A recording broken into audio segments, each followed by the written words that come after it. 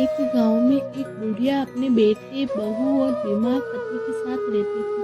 उसे आंखों से दिखाई नहीं देता था। वह बुढ़िया गणेश जी की परम भक्त थी। नित्य ही गणेश जी की पूजा भक्ति बड़ी श्रद्धा से किया करती थी। एक दिन गणेश जी उसके सामने प्रकट हो गए और बुढ़िया से वरदान मांगने को कहा। बुढ़िया गणेश जी के दर्शन करके बहुत खुश हो गई।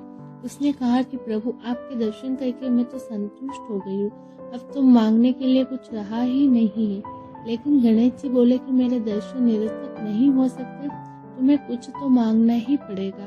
तब बुढ़िया बोली कि मुझे क्या मांगना चाहिए। तब गणेश जी बोले कि ठीक है, मैं कल फिर आऊंगा, तब तक तुम सोच लेना कि तुम्हें क्या चाहिए। और वह अंतर ज्ञान हो गया।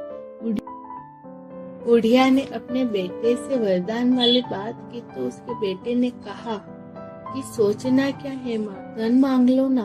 फिर उसने अपनी बहू से बात की तो बहू ने कहा कि माँ, पोता मांग लो। फिर बुढ़िया ने यही बात अपने बीमार पति से भी कही तो उसने कहा कि मेरे लिए अच्छी सेहत मांग लो। बुढ़िया ने सभी की बातें सुनी परंतु उसे कुछ भी समझ नहीं आ रहा था। उसने सोचा कि चलो एक बार पड़ोसन से भी पूछ कर देख लेती हूँ।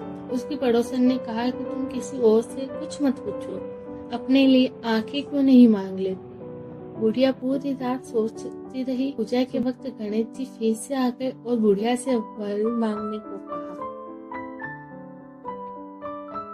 मैं अपने पोते को उसके दादा की गोद में सोने के झूले पर झूलता हुआ देखूं और दादा पोते को खूब मस्ती करते हुए देखूं।